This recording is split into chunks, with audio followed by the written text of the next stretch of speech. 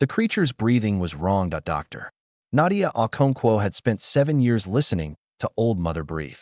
She knew the deep rumble of contentment, the sharp hiss of warning, the soft wheeze of sleep. But this sound was different. This sound meant trouble. Old Mother was a Cirith, one of the most dangerous predators in the known galaxy. 6 legs, crystalline spines running down her back that could cut through steel, teeth designed to crack bone. Every scientist on Verdana, 7 kept their distance from the Cirith. Every scientist except Nadia. 3 years ago, Nadia had found Old Mother trapped under fallen rocks, her leg broken and bleeding. Protocol said to wait for a security team. Protocol said humans should never approach a wounded Cirith. Nadia ignored protocol. She spent 4 days treating the creature, sleeping beside her, talking to her in soft tones. When Old Mother finally stood again, she did not attack Nadia. She pressed her massive head against the human's chest and made a sound like distant thunder. No Cirith had ever accepted a person of any species before. The bond became famous across the research station. Now Old Mother lay in her den, sides heaving, and Nadia knew immediately what was happening. She's in labor, Nadia said into her communicator. 3 weeks early. The cub is in distress. Director Halloran's voice crackled back. The Bravani was tall, insectoid, and cautious by nature. Dr. Okonkwo, there is a storm system approaching. You must return to the station. I'm not leaving her. The storm will hit in 6 hours. You will be trapped in the preserve overnight. Then I'll be trapped. Nadia switched off her communicator and knelt beside Old Mother. The Cirith's golden eyes found hers. There was pain in those eyes. And trust. I'm here, Nadia whispered. I'm not going anywhere. The labor lasted 8 hours. Nadia worked through the night as rain pounded the forest and lightning split the sky. Old Mother was too weak to push properly. The cub was positioned wrong. Nadia used techniques from her training on Earth, methods designed for farm animals that no alien veterinarian had ever thought to try on a Cirith. Dawn. The cub was born. It was small. Too small. Only one cub, when Cirith usually delivered twins. The tiny creature struggled to breathe, its crystalline spines still soft and transparent. Nadia cleared its airway, wrapped it in her jacket for warmth, and placed it against Old Mother's belly. For a long moment, nothing happened. Then the cub began to nurse. Old Mother's rumble of contentment filled the den. Nadia sat back, exhausted and covered in fluids she did not want to identify. She laughed softly. You did it, old girl. You did it. She activated her communicator to share the good news. But before she could speak, an alarm cut through the channel. Director Halloran's voice was different now. Tight. Afraid. All personnel, emergency alert. 3 unregistered vessels have entered the system. They are not responding to hails. Nadia felt cold spread through her chest. Director, what kind of vessels? A long pause. When Halloran spoke again, his voice was barely a whisper. Collector vessels. The word hit Nadia like a physical blow. Collectors. The most ruthless poachers in the galaxy. They hunted endangered species and sold them on the black market. Cirith crystalline spines were worth fortunes as ingredients for illegal drugs. A breeding female and her newborn cub would be worth more than most planetary economies. How long until they arrive? Nadia asked. 14 hours. I have sent distress calls, but the nearest coalition patrol is 9 days away. Halloran's antennae were probably flat against his head right now, Nadia thought. She had never seen him truly afraid before. Dr. Okonkwo, you must return to the station immediately. We are beginning evacuation procedures. Evacuation? What about the animals? The Cirith cannot be transported. They die in captivity. You know this. Nadia looked at Old Mother, who was gently licking her newborn cub. The creature who had trusted her when no Cirith had ever trusted anyone. The mother who had just fought through a difficult birth to bring new life into the world. I'm not leaving her, Nadia said. Dr. Okonkwo, be reasonable. You cannot fight collectors alone. Then I won't be alone. Anyone who wants to stay and fight is welcome to join me. Nadia switched to the general channel. This is Dr. Okonkwo in the Eastern Preserve. Collectors are coming for our animals. I am staying to defend them. If anyone else wants to stand with me, I could use the help. For a long moment, there was only static. Then Dr. Samuel Adeyemi's voice came through. The old botanist sounded tired but steady. I did not travel halfway across the galaxy to abandon family. Count me in. Patrol Officer Rita Lindqvist spoke next. Same. Someone needs to show these poachers what happens when they threaten our home. More voices followed. 14 researchers in total chose to stay. 14 people from 11 different species, united by one simple belief. Some things are worth dying for. Director Halloran made one final transmission to Coalition Command. It was not a distress call. It was an accusation, naming the Collector Syndicate, their buyers, their protectors in high places. If we die, Halloran said, let it not be in silence. The evacuation shuttle departed with 33 researchers aboard. The 14 who remained watched it disappear into the clouds. Then they began preparing for war. 14 souls against 42 killers. The math was simple. The math was death. Rita Lindqvist knew this better than anyone. Before she became a patrol officer on a peaceful research station, she had served in the Swedish military. She had seen combat. She understood what was coming. We cannot win a straight fight, she told the gathered defenders in the main hall. We have 2 security drones, 1 hunting rifle, and whatever we can build in the next 12 hours. They have professional soldiers and heavy weapons. Then what do we do? Asked a young Torvani apprentice named Pell. His scales were pale with fear, but he had refused to leave. We make them pay for every step, Rita said. We slow them down. We hurt them. And we hope that someone, somewhere, answers our distress call in time. Director Halloran's antennae twitched. The coalition will not arrive for 9 days. What could possibly answer in time? Rita and Nadia exchanged a look. Samuel Adeyemi caught it and laughed softly, the sound of a man who understood. Humans, Samuel said. Humans might answer in time. Halloran's confusion was obvious. The nearest human military base is even farther than the coalition patrol. Distance is not everything, Nadia said. When humans hear that one of their own is in danger, they move fast. Very fast. She paused. I've been modifying our emergency beacon. If I die, it sends a special signal directly to the United Human Colonies. Full evidence package. Location, identification of the collectors, everything. A dead man's switch, Rita said approvingly. Good thinking.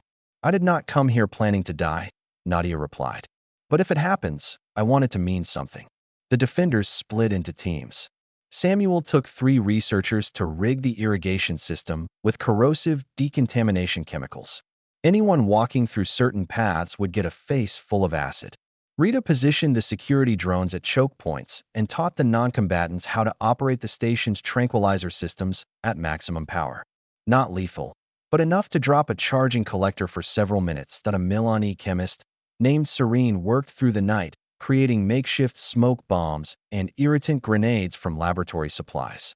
A Bravani biologist named Kethro reinforced doors and barricaded windows to by midnight. The station had become a fortress. A weak fortress, but a fortress nonetheless.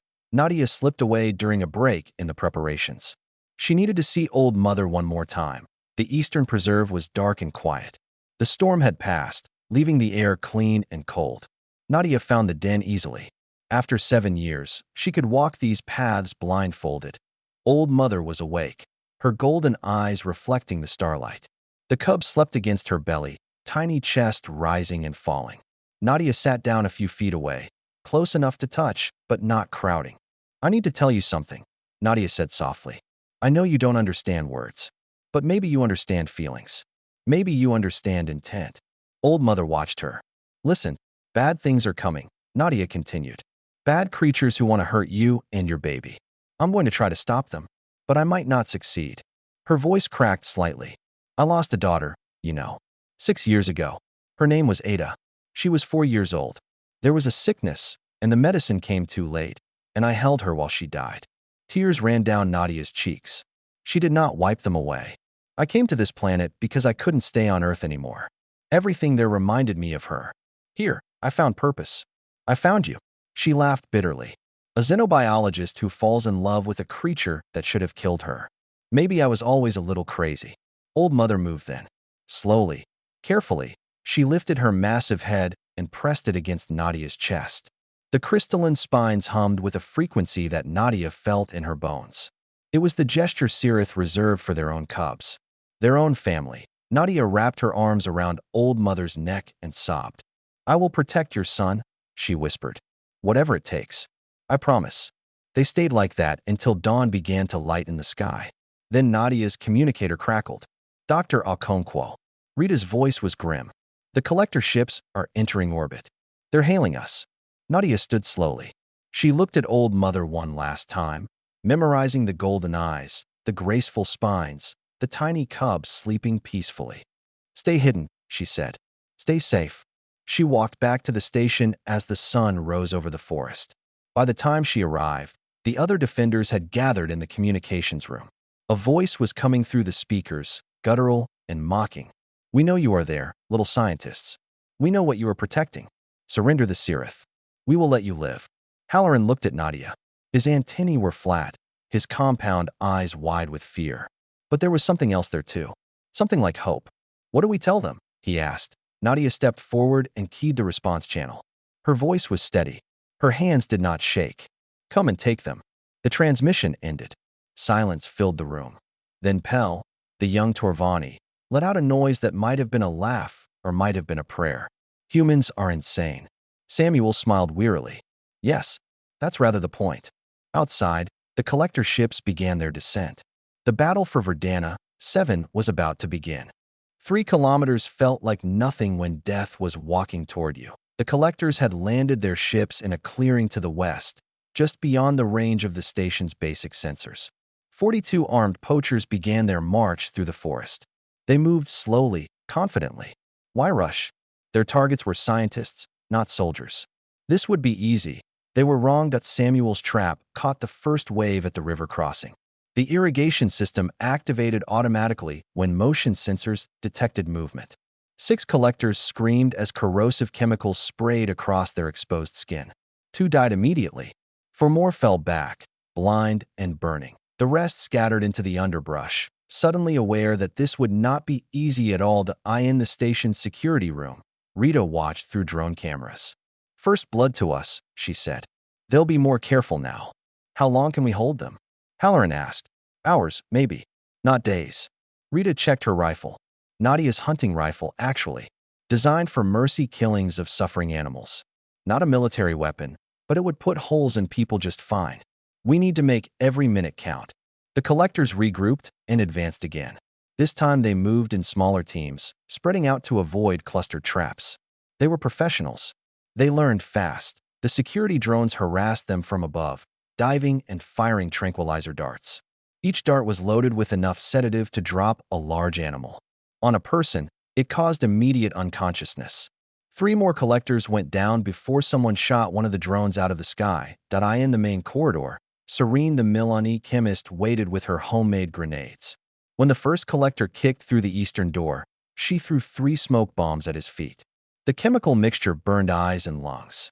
The collector stumbled backward, coughing. Pell hit him with a tranquilizer shot from across the room. Nice throw, Serene said. My hands won't stop shaking, Pell admitted. That's normal. Keep shooting anyway. The battle spread across the station. Researchers who had never held weapons fired tranquilizers at shadows. Scientists who studied peaceful animals fought like cornered predators. Kethro the Bravani biologist held the northern entrance alone for 20 minutes, using his natural armor to absorb hits that would have killed softer species. But they were losing. Slowly, steadily, they were losing. Serene fell defending the water treatment access. A collector shot her twice in the chest. She died with a grenade in each hand, taking 2 enemies with her. Pell took a bullet meant for Director Halloran. The young Torvani collapsed in the hallway, blood pooling beneath his scales. Halloran dragged him behind a barricade, but there was nothing anyone could do. Pell was dying. Dr. Okonkwo. Pell whispered when Nadia reached him. I wanted to be like you. I wanted to be the kind of person who stands up. You are, Nadia said, holding his hand. You absolutely are. Pell smiled. Then he stopped breathing. 6 defenders were dead. 3 more were badly wounded. The collectors had lost 15, but they still had numbers and firepower. Rita called for a retreat to the eastern preserve. We can't hold the station anymore, she said. Fall back to the forest. Use the terrain. The surviving defenders fled through the back exits. Samuel was limping, supported by Kethro. Halloran carried 2 wounded researchers on his back. Nadia led them through paths she knew by heart, paths that led to Old Mother's den. The collectors did not follow immediately. They had taken heavy losses. They were angry, frustrated, and finally starting to fear these strange scientists who fought like demons.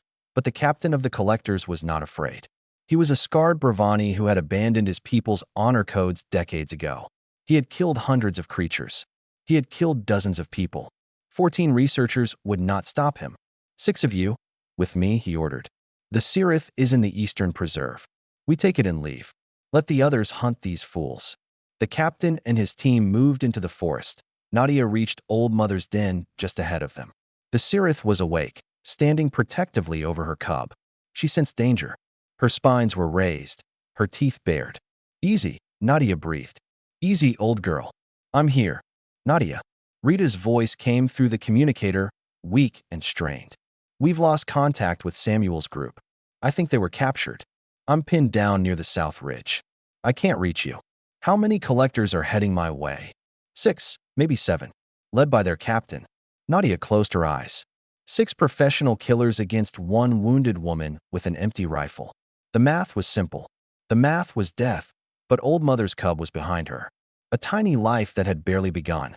A child who deserved the chance to grow up. Nadia had made a promise.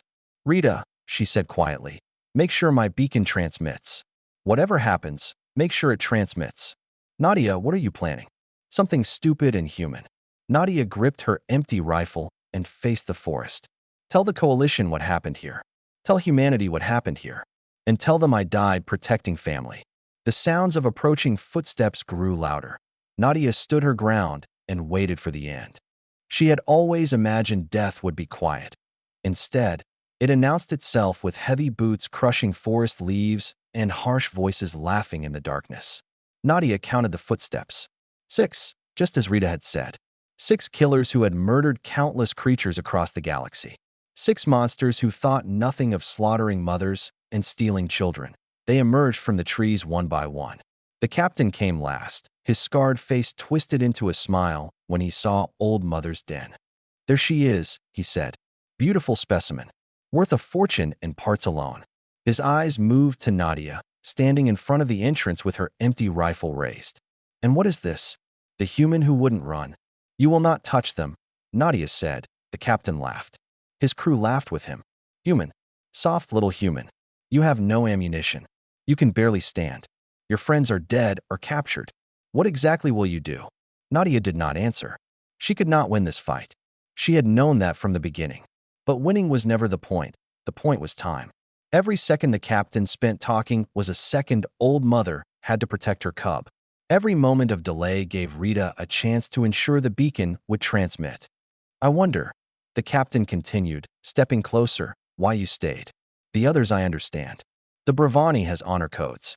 The young Torvani was foolish. But you, human, you could have escaped easily. Your evacuation ships would have taken you home. This is my home, Nadia said. A research station on a minor preserve world? This is your home. The creature behind me is my home. Nadia's voice was steady. Her child is my home. The researchers who stayed to fight beside me were my home. Home isn't a place. Home is who you're willing to die for. The captain's smile faded slightly. Sentimental nonsense. Maybe. But here I am, and here you are, and you're still talking instead of shooting. Why is that? The captain's eyes narrowed. Nadia had touched something. Some buried instinct that warned him this human was different. This human was dangerous, even now, even defeated, even dying. I tire of this, he said, raising his weapon. Kill her. Nadia moved. Not toward the captain. Not toward escape. She threw herself backward, onto Old Mother and the cub, shielding them with her body. Old Mother made a sound Nadia had never heard before. A wail of fear and grief and desperate love. The Cirith understood what was happening. She understood that her human was sacrificing herself. You cannot stop us, the captain said, walking forward. We will take the Cirith whether you live or die. I know, Nadia whispered. She was looking at Old Mother now, not at the killers behind her. I know I can't stop you, but I can make sure the galaxy knows what you did. I can make sure my people know. Her hand found the device on her belt. The dead man's switch she had built through the long night. The captain saw it and paused. What is that? Justice, Nadia said. Delayed, maybe, but certain. She pressed the button. The captain fired.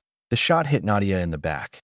She felt it like a punch, like a wave of cold spreading through her chest. She fell forward against Old Mother's warm fur, her vision already darkening. The beacon's signal launched from the station's communication array. It punched through the atmosphere, through the system's interference, into the void of space. A package of data traveling at light speed toward the nearest human relay station. Location, evidence, identification, and a simple message recorded in Nadia's own voice. They killed one of ours. They killed her protecting a child. Remember us. Avenge us. Nadia heard none of this. She was beyond hearing now. But in her final moments, she felt Old Mother's warmth against her cheek. She felt the tiny cub's heartbeat through the creature's body. She had kept her promise. She had protected them until the very end. "I'm sorry, Ada," she whispered, thinking of her daughter for the first time in years without pain. "I'm coming home now." Then there was nothing. The captain stared at the dead human for a long moment. Something cold moved through his chest. Something that might have been fear, if he still remembered what fear felt like. "Sir," one of his crew asked. "The beacon. What did she transmit?" "It doesn't matter," the captain said, pushing the feeling aside. "We have what we came for. Sedate the Cirith and load her onto the ship. The cub too." They worked quickly, injecting Old Mother with enough tranquilizer to drop a small army. The cub cried out as they separated him from his mother. Neither creature resisted. They were both too weak, too shocked, too broken. As the collectors carried their prizes back to the ships, one of them looked back at Nadia's body. "Should we bury her?" he asked. "Leave her," the captain said. "The scavengers will take care of it." They left for Dana, 3 hours later, their holds full of stolen lives. The captain allowed himself to relax as they entered hyperspace. The job was done. No witnesses. No evidence. He did not know that the beacon signal had already reached human space. He did not know that Admiral Catherine O'Yelleran, 4,000 light-years away, was reading Nadia's final message. He did not know that his death warrant had just been signed. The captain smiled as his ships flew toward the black market. He thought he had won, but he was wrong. 4,000 light-years away, a woman read a dead friend's last words and felt something ancient wake inside her chest. Admiral Catherine O'Yelleran had known Nadia Okonkwo for 30 years. They had attended the academy together, shared meals in cheap restaurants, celebrated each other's victories, and mourned each other's losses. When Nadia's daughter died, Catherine had held her through the darkest nights. Now Catherine sat alone in her office on Bastion Station, reading a message from beyond the grave. "They killed one of ours. They killed her protecting a child. Remember us. Avenge us." The evidence package was thorough. Nadia had always been thorough. Ship identifications, collector names, buyer contacts, locations. Everything the human military would need to hunt these monsters across the galaxy. Catherine did not cry. She was beyond crying. She felt something older than grief, something deeper than rage. Humans had a word for this feeling, a word that came from ancient times when tribes protected their own against all threats. Wrath. She pressed her communicator. "Admiral O'Yelleran to Fleet Command. I am activating the 14th Rapid Response Fleet under emergency protocols. Authorization code Alpha 77 Vengeance." The voice on the other end hesitated. "Admiral, that code is for imminent threats to human colonies. This appears to be a wildlife preserve incident in neutral space. A human citizen was murdered while protecting an innocent creature and its child. That makes it a human matter." Catherine's voice was ice. "I am not requesting permission. I am informing you of my actions." 6 hours later, 12 warships left Bastion Station. 4,000 Marines filled their holds. The fleet designation was changed from Relief Force Verdana to Retribution Fleet Nadia. They moved fast. Humans always moved fast when one of their own was in danger. The collectors, meanwhile, moved slowly. The captain had decided to take the scenic route to the black market, avoiding busy shipping lanes. He believed he had time. He believed he was safe. He was still believing this when the human fleet dropped out of hyperspace directly in front of him. Unknown vessels. "This is Captain Vorith of the Independent Trading Ship. We know exactly who you are." Admiral O'Yelleran's face appeared on his screen. Her expression showed nothing. Her eyes showed everything. "You are carrying stolen property and the murderers of a human citizen. Surrender unconditionally." The captain felt that cold fear again. The same feeling he had felt when Nadia pressed her dead man switch. He pushed it away. Human ships in neutral space, threatening a licensed trading vessel? You have no authority here. The Galactic Coalition will hear of this. I am not here with authority, O'Yelleran replied. I am here with 12 warships. Surrender or die. The captain made his choice. He ordered his ships to run. The battle lasted 4 minutes. Human ships were designed for speed and overwhelming force. The collectors had 3 armed freighters. The humans had a battle fleet built for war. 2 collector ships were disabled within the first minute. The third tried to flee and was destroyed by a concentrated barrage. Boarding parties secured the survivors. The captain was dragged from his bridge in chains, screaming about treaties and rights and illegal actions. The Marines ignored him. In the cargo hold of the main ship, a young Marine named Diego found what they were looking for. Old Mother was awake now, the sedatives wearing off. She thrashed against the bars of her cage, spines flaring with fear and rage. Her cub was in a separate container nearby, crying for his mother. Diego had read Dr. Okonkwo's reports during the journey. He knew what she had done. He knew why she had died. He set down his weapon. His sergeant grabbed his arm. What are you doing? That thing can kill you with one strike. Dr. Okonkwo approached her unarmed. Diego said quietly. That's why they bonded. That's why the Sirith trusted her. He pulled free and walked slowly toward the cage. Old Mother went still. Her golden eyes tracked his movement. Her spines remained raised, but she did not attack. Diego knelt beside the cub's container first. He opened it carefully, gently. The tiny creature stumbled out and ran toward its mother's cage, crying. Then Diego opened Old Mother's cage. The Sirith burst forward. Diego flinched, expecting death. But Old Mother did not attack him. She gathered her cub in her arms and wrapped around him, protecting him, reassuring him. Then she made a sound that echoed through the cargo hold. A low, resonant hum that seemed to vibrate in Diego's chest. The xenobiologists in the fleet would later analyze that sound. They would theorize it was mourning. Mourning for the human who had died so this child could live. Diego sat down on the cold metal floor, tears running down his face. Around him, hardened Marines lowered their weapons and stared in silence. Old Mother looked at Diego, looked at the other humans, looked at the dead captain's insignia on the wall. She understood. Perhaps not the details, perhaps not the politics or the military strategy, but she understood that humans had come for her. Humans had destroyed the monsters who took her child. Humans had saved her, just as Nadia had promised they would. The Sirith pressed her head against her cub and hummed that mournful sound again. She was singing for Nadia, singing for the human who gave everything. The retribution was complete. But the story was not over yet. 6 months after the massacre, a new human walked the paths where Nadia Okonkwo had died. Amara Adeyemi was 26 years old, fresh from university, and terrified. Her uncle Samuel had survived the battle with permanent damage to his leg and lasting nightmares. When she told him she wanted to continue his work on Verdana, 7, he had tried to talk her out of it. That place holds ghosts, he warned her. Nadia's ghost most of all. That's why I need to go, Amara replied. Someone has to continue what she started. The station was different now. The Galactic Coalition had assigned a permanent defense force after Admiral O'Yelleran's speech to their assembly. Her words had been broadcast across known space, shaming governments into action. Humanity will not tolerate the exploitation of the helpless, the Admiral had said. We will not look away when the innocent suffer. And we will not forget when one of ours falls protecting those who cannot protect themselves. The Collector Syndicate had been dismantled. The captain was executed under coalition law, the first death sentence in 80 years. New protections for preserved worlds were passed. Nadia's sacrifice had changed the galaxy, but on Verdana, 7, one thing had not changed.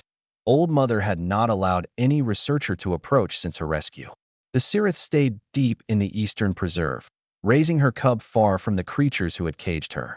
Xenobiologists observed through drones, keeping their distance. No one blamed her for the distrust. On her 3rd day at the station, Amara decided to walk Nadia's old routes. She did not expect to find anything. She just wanted to understand. She wanted to feel close to the woman everyone called a hero. The Eastern Preserve was beautiful in the afternoon light. Golden sunbeams filtered through purple leaves. Strange birds called from distant branches. Amara could understand why Nadia had loved this place. She found the den easily. Nadia's reports had described every landmark, every trail marker. Amara stood a respectful distance away, remembering that a creature lived here who had every reason to hate people like her. Then the bushes moved. Old Mother emerged slowly, her crystalline spines catching the light like scattered rainbows.